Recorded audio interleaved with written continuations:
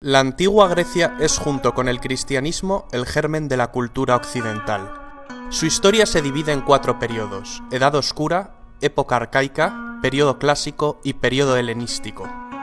La civilización griega tiene su origen en la civilización cretense o minoica, de la isla de Creta, y en la micénica, de la ciudad de Micenas.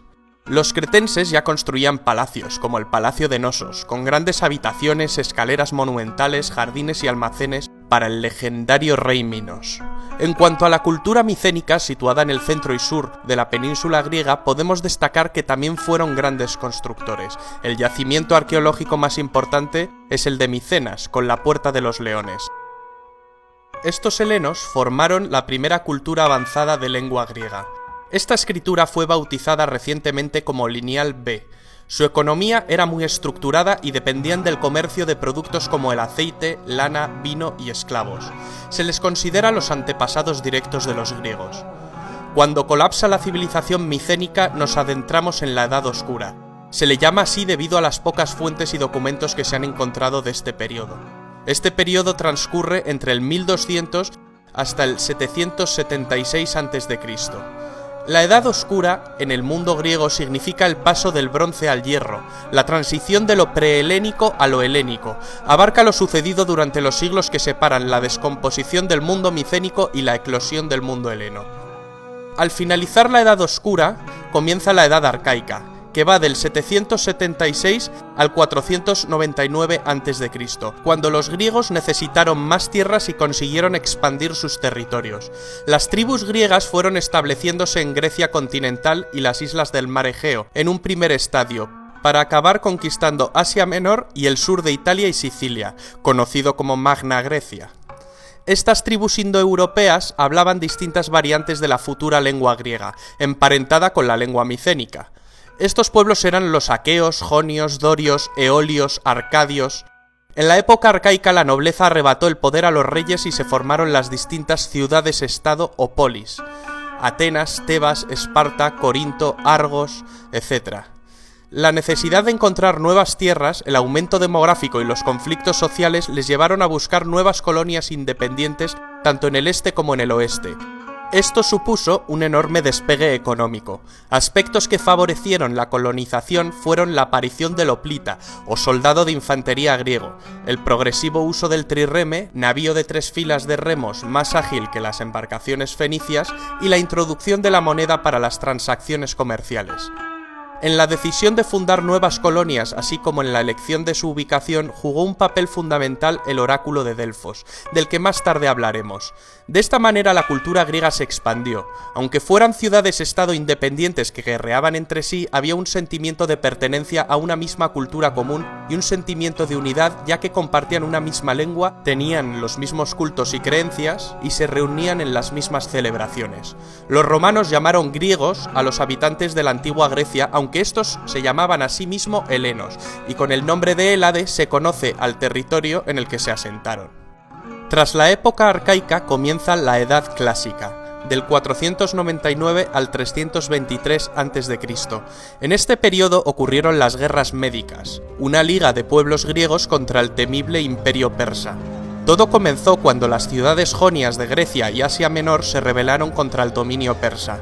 Muy pronto, las demás ciudades formaron una confederación militar contra un ejército persa que estaba bajo el mando del rey Darío I, iniciándose la Primera Guerra Médica. Esta guerra se saldó con una victoria griega.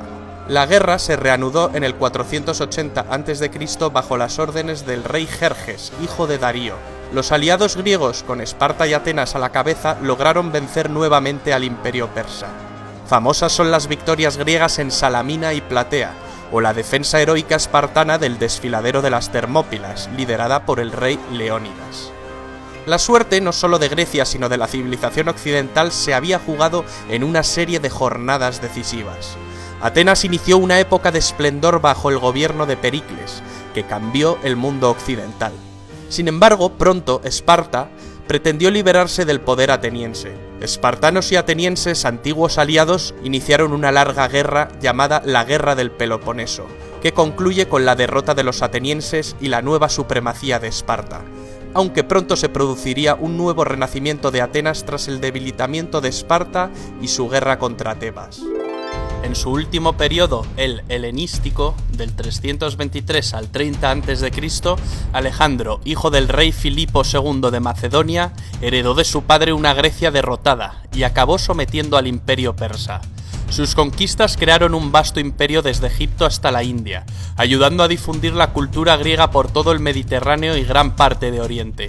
A partir del año 200, los romanos se empiezan a apoderar de todas las zonas colonizadas por los griegos, tomando al fin el último de los reinos de los sucesores del imperio de Alejandro, el reino de la dinastía de los Ptolomeos, en Egipto, con Cleopatra como su última representante. Tras la derrota de Cleopatra y Marco Antonio en el 31 a.C. por parte de las tropas de Octavio, los romanos acabarían absorbiendo la herencia de la cultura griega. Las formas de gobierno de las polis griegas fueron muy dispares. Los modelos más conocidos y que ejercieron más influencia fueron los de Esparta y Atenas. Esparta era un pueblo guerrero con gran preparación militar, rígido y austero. Durante mucho tiempo hubo una diarquía, una forma de gobierno en la que dos reyes pertenecientes a las grandes familias espartanas regían sobre el pueblo. La contribución de Esparta a la cultura es más pobre que la ateniense. Atenas fue la ciudad más importante. Era una ciudad con mar que vivía de cara al comercio. El nombre de la ciudad viene de la diosa Atenea. Atenas significa hijos de Atenea. Según la mitología, Atenea era hija de Zeus. Atenea es la diosa de la sabiduría, pero también es una diosa protectora y combatiente. Se la suele representar con una lechuza. En Atenas nació el sistema político que hoy conocemos como democracia, el gobierno del pueblo, la forma más perfecta de gobierno, si bien este sistema difiere en muchos aspectos del que conocemos actualmente. Fue Pericles quien sentó las bases de este gobierno democrático, pero en siglos anteriores la obra de legisladores como Solón y de tiranos como Pisístrato y Clístenes hizo posible que los ciudadanos atenienses participaran en las tareas políticas. Las ciudades griegas estaban dominadas por una acrópolis, un pequeño recinto sagrado en lo alto de una colina. La Acrópolis de Atenas albergaba el tesoro de la ciudad y diversos templos para ritos religiosos y altares para ofrendas. La diosa Atenea era la patrona y protectora de la ciudad. Era honrada en el Partenón. El Partenón de Atenas fue mandado reconstruir por Pericles, pues los persas arrasaron con la antigua Acrópolis en la Segunda Guerra Médica. Fue realizado como agradecimiento de la ciudad a los dioses por su victoria definitiva. Los arquitectos fueron Ictinos y Calícrates, que estuvieron a las órdenes del gran arquitecto y escultor ateniense Fidias, autor de la decoración escultórica y de la gran estatua crisoelefantina de la diosa Atenea Partenos, que cada año era agasajada con ofrendas. Un ejemplo es la procesión panatenaica. Esta procesión atravesaba la ciudad. Comenzaba en el Ágora y ascendía hasta la Acrópolis durante el Festival de las Panateneas, en el que se ofrecía un vestido llamado peplo a Atenea. El Ágora de Atenas era el centro de la actividad política, administrativa, comercial y social. Aparte de las Acrópolis, había otro tipo de recintos sagrados. Estos eran los santuarios. Un santuario era un recinto panhelénico, por lo tanto su financiación, a diferencia de las Acrópolis, dependía de todo el mundo griego. El santuario de Delfos era el más importante del mundo. Estaba dedicado al dios Apolo. En él se hallaba el oráculo. El oráculo de Apolo en Delfos se convirtió en toda una institución en Grecia. Cuando se consultaba, una sacerdotisa llamada Pitonisa entraba en trance y pronunciaba palabras inconexas que un sacerdote daba después coherencia en forma de proverbios. El que buscaba consejo extraía de él una predicción, que se podía interpretar de muchas maneras. El oráculo nunca fallaba, lo que podía fallar era la predicción. Peregrinos de toda Grecia, incluso extranjeros, se acercaban a Delfos a consultar el oráculo, que jugó un papel muy importante en la fundación de nuevas colonias o en asuntos de guerra. Otro santuario muy famoso es el santuario situado en Olimpia. Estaba dedicado al dios Zeus. En este santuario se celebraban cada olimpiada, es decir, cada 4 años, los Juegos Olímpicos. Los Juegos Olímpicos servían no solo para honrar a los dioses, sino para acercar a los diferentes pueblos helénicos. Durante la celebración de la competición se promulgaba una tregua, para permitir a los atletas viajar en condiciones de seguridad desde sus polis hasta Olimpia. Los Juegos Olímpicos de la antigua Grecia fueron bastante diferentes de los modernos. Había menos eventos y solo los hombres libres que hablaban griego podían competir. Los griegos competían en las modalidades de carrera, lucha, lanzamiento de disco, jabalina, salto, carreras de caballos y otras pruebas. El premio era una corona de olivo y el reconocimiento en su ciudad de origen. Con frecuencia los poetas les convertían en celebridades y vivían el resto de sus vidas a costa del erario. Los primeros Juegos Olímpicos se cree que se celebraron en el 776 a.C., fecha que marca el inicio de la época arcaica.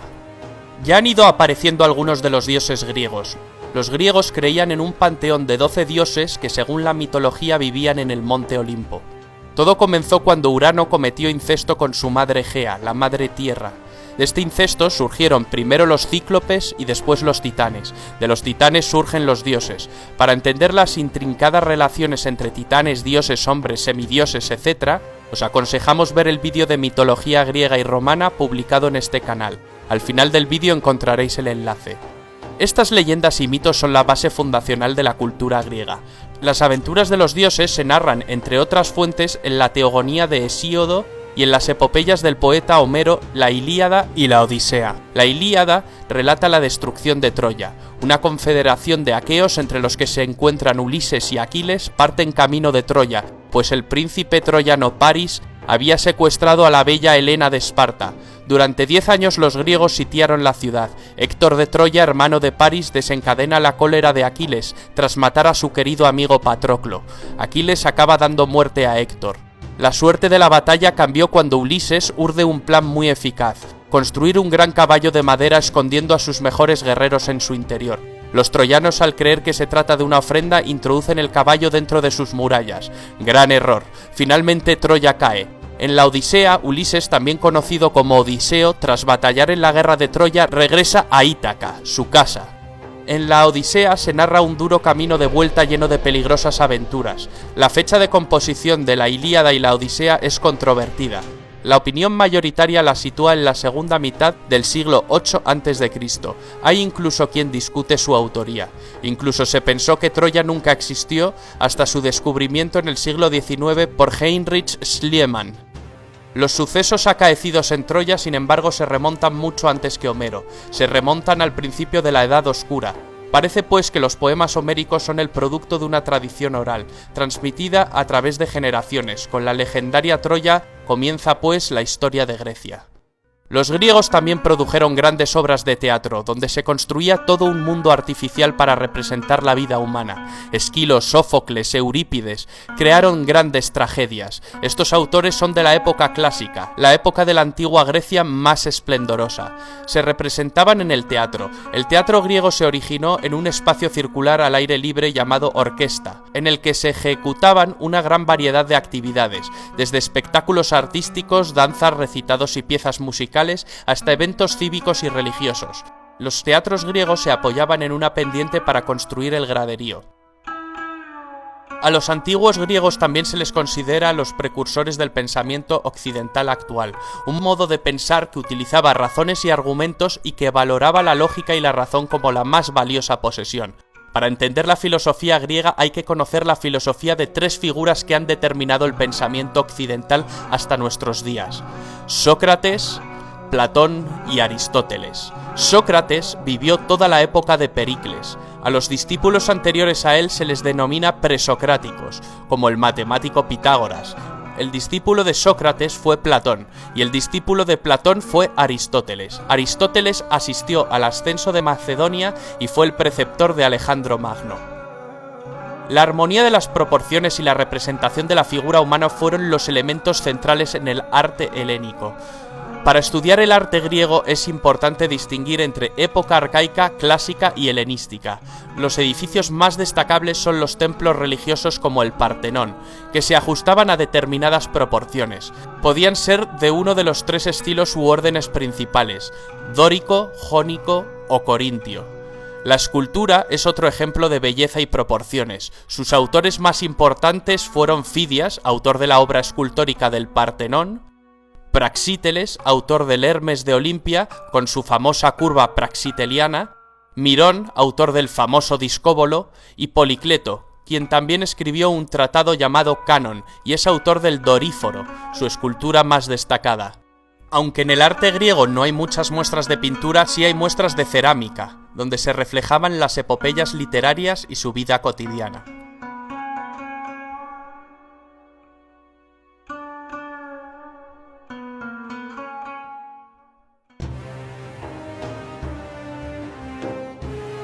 Hemos visto, pues, la importancia de la antigua Grecia, enormemente influyente en nuestra cultura, tanto para la lengua, la política, los sistemas educativos, la filosofía, la ciencia o las artes. También la cultura griega y por extensión la romana tuvo un importante auge en periodos como el renacentista o el neoclásico.